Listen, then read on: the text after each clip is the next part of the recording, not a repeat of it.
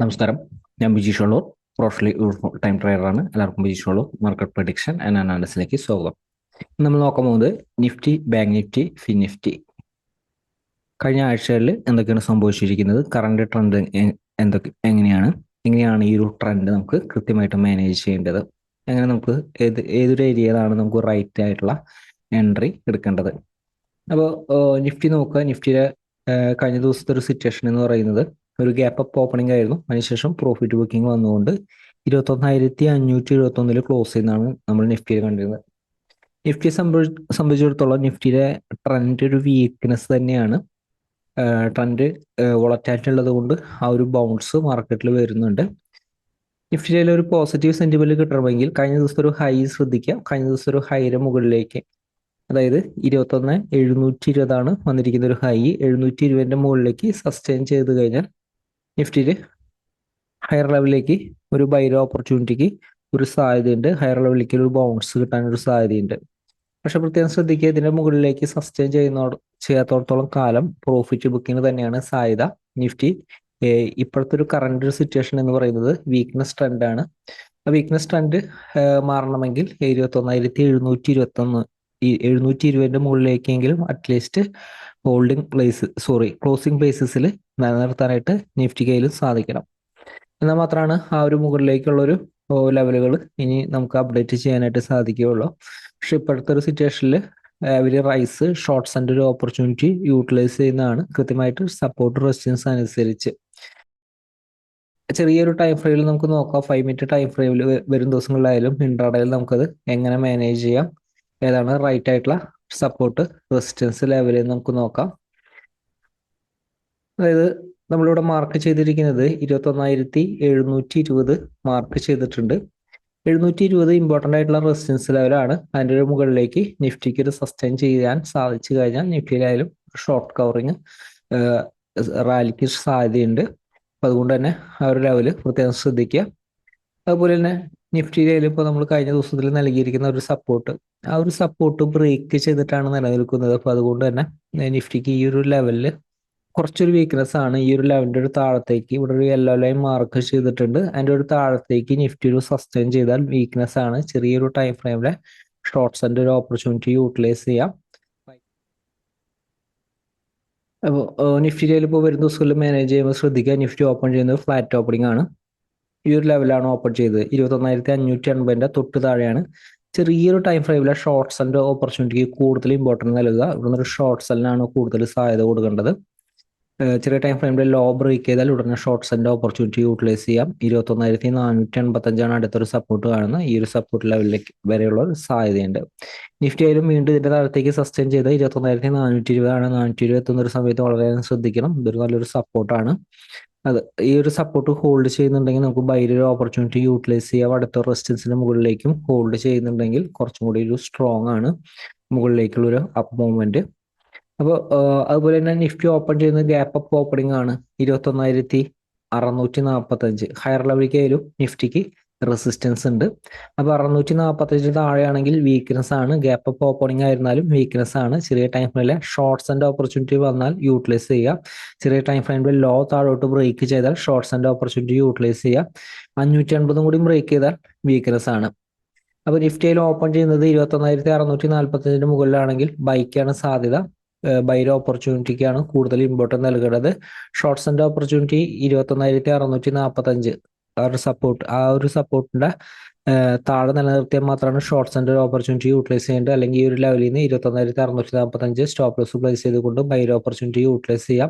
21,720 strong ആയിട്ടുള്ള resistance ലെവലാണ്. എപ്പോഴും ശ്രദ്ധിക്കുക, ഇൻ കേസ് ഓപ്പൺ ചെയ്യുന്നത് റെസിസ്റ്റൻസിന്റെ താഴെയാണെങ്കിൽ ഷോർട്ട്സ് തന്നെയാണ് സാധ്യത, വീക്ക്നെസ് ആണ്. അതുപോലെ തന്നെ ഓപ്പൺ ചെയ്യുന്ന ഗ്യാപ്പ് അപ്പ് ഓപ്പണിംഗ് ആയിരുന്നാലും റെസിസ്റ്റൻസിന്റെ താഴെയാണെങ്കിൽ വീക്ക്നെസ് ട്രെൻഡ് ആണ്. അതുപോലെ തന്നെ ഓപ്പൺ ചെയ്യുന്ന ഗ്യാപ്പ് ഡൗൺ ഓപ്പണിംഗ് ആയിരുന്നാലും നിഫ്റ്റി സപ്പോർട്ടിലാണെങ്കിൽ പ്രത്യേകം ശ്രദ്ധിക്കാൻ 21,485 സപ്പോർട്ടിന് ഒരു കാരണവശാലും ഷോർട്ട്സ് ആൻഡ് ഓപ്പർച്യൂണിറ്റി യൂട്ടിലൈസ് ചെയ്യരുത്. ഇൻ കേസ് ഈ ഒരു ലെവലിൽ ബൗൺസ് ചെയ്യാനുള്ള ഒരു സാധ്യതയുണ്ട്. 550 മുകളിലേക്ക് സസ്റ്റെയിൻ ചെയ്യാൻ പറ്റാതെ താഴത്തേക്ക് വരുമ്പോൾ ഷോർട്ട്സ് ആൻഡ് ഓപ്പർച്യൂണിറ്റി യൂട്ടിലൈസ് ചെയ്യാം. 21,485 താഴെ വീണ്ടും വീക്ക്നെസ് ആണ്. 420 സപ്പോർട്ടാണ്. അപ്പോൾ നിഫ്റ്റിയിലായാലും ഇത്ര ലെവലുകൾ ഫോളോ ചെയ്ത് കൃത്യമായിട്ടുള്ള ഒരു ട്രെൻഡിൽ നിലനിൽക്കാനായിട്ട് ശ്രദ്ധിക്കുക. 420 താഴത്തേക്ക് നിലനിർത്തി കഴിഞ്ഞാൽ കൂടുതൽ വീക്ക്നെസ് ആണ്. അപ്പോൾ ഇത്തരം ലെവലുകൾ ഫോളോ ചെയ്ത് എക്സാക്റ്റ് ആയിട്ടുള്ള ഒരു ട്രെൻഡ് നമുക്ക് കിട്ടും. നിഫ്റ്റിനെ വളരെ ഈസി ആയിട്ട് നമുക്ക് ഇൻട്രാഡേയിൽ മാനേജ് ചെയ്യാനായിട്ട് സാധിക്കും.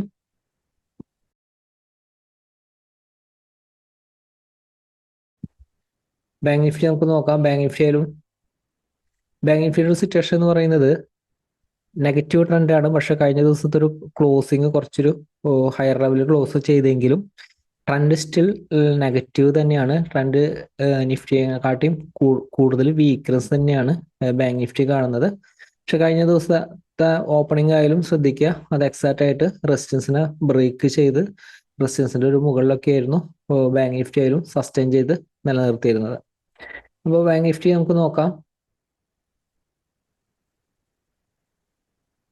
ബാങ്ക് നിഫ്റ്റിയുടെ ഹയർ ലെവല് റെസിസ്റ്റൻസ്, സ്ട്രോങ് ആയിട്ടുള്ള റെസിസ്റ്റൻസ് 46,242,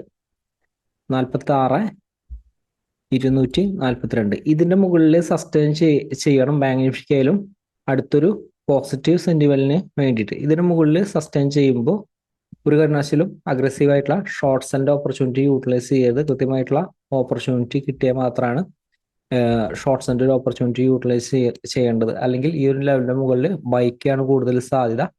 ഈ ഒരു ലെവല് മുൻപത്തെ റെസിസ്റ്റൻസ് ആണ്.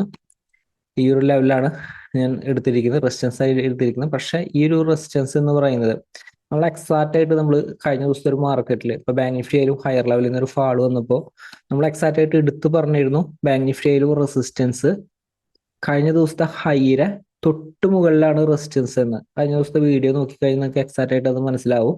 അപ്പൊ ഈ ഒരു ഹൈ ബ്രേക്ക് ചെയ്തു എന്ന് കരുതിയിട്ട് ഒരു കാരണവശാലും ബൈയുടെ ഓപ്പർച്യൂണിറ്റി യൂട്ടിലൈസ് ചെയ്യാതിരിക്കാൻ വേണ്ടിയിട്ടാണ് എക്സാക്റ്റ് ആയിട്ട് പറഞ്ഞത്. നമ്മുടെ റെസിസ്റ്റൻസ് എന്ന് പറയുന്നത് ബാങ്ക് നിഫ്റ്റി റെസിസ്റ്റൻസ് കഴിഞ്ഞ ദിവസത്തെ ഹൈയുടെ മുകളിലാണ്. എക്സാക്റ്റ് ആയിട്ട് അവിടെ നിന്നാണ് റിവേഴ്സ് ആയിരുന്നത്.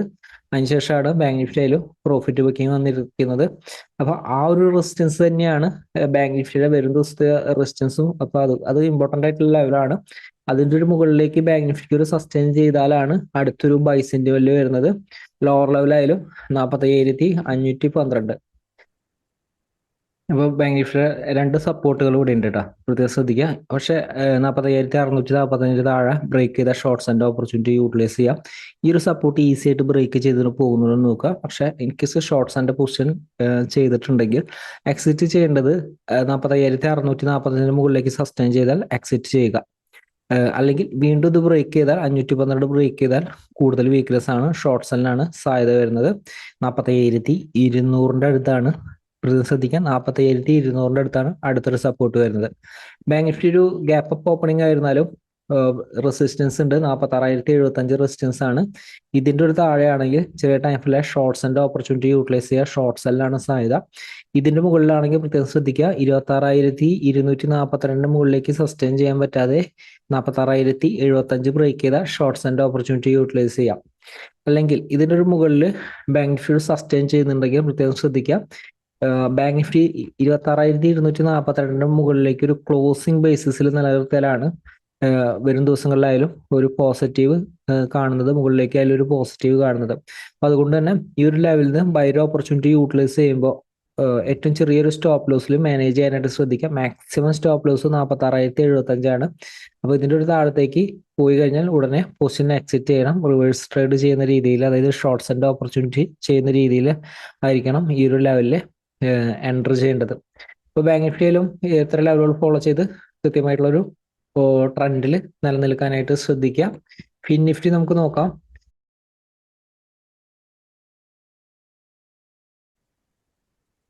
ഇപ്പോൾ ഫിൻ നിഫ്റ്റിയുടെ ഒരു സിറ്റുവേഷൻ, ഫിൻ നിഫ്റ്റിയുടെ ഒരു ട്രെൻഡ് എന്ന് പറയുന്നത് ഓൾമോസ്റ്റ് ബാങ്ക് നിഫ്റ്റി പോലെ തന്നെയാണ്.